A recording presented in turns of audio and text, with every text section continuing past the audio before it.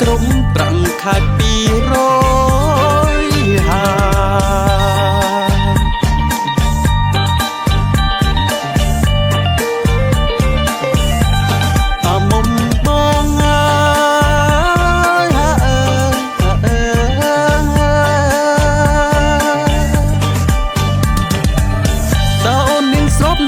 បងទេតើអូននាងស្របនៅកណិតបងទេតើអូនយល់ស្របអូនឆ្លើយអូខេតើអូនយល់ស្របអូនឆ្លើយអូខេព្រោះថាអីលើបងអត់មានលុយទេព្រោះថាអីលើបងអត់មានលុយទេបើសិនជាអូនមិនអូខេទេ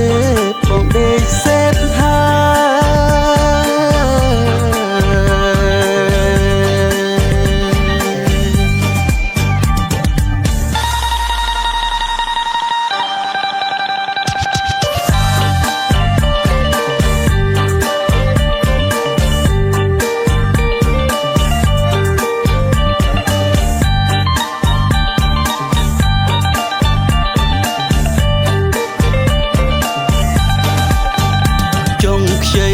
គីតន្ទឹងអូនកាហើយមានស្ងួនយើងជួយបងគ្នា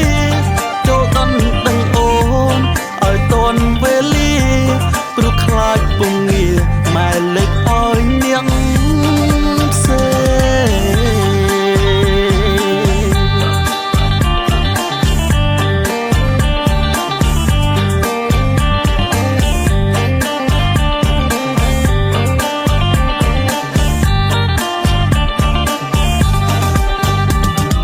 ចាំលុយដែរបងសន្សំ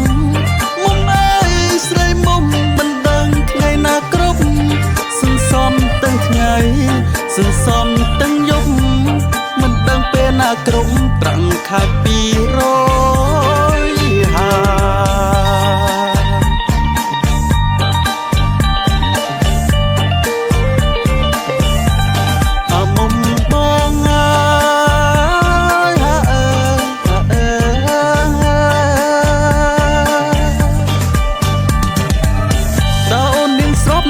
បង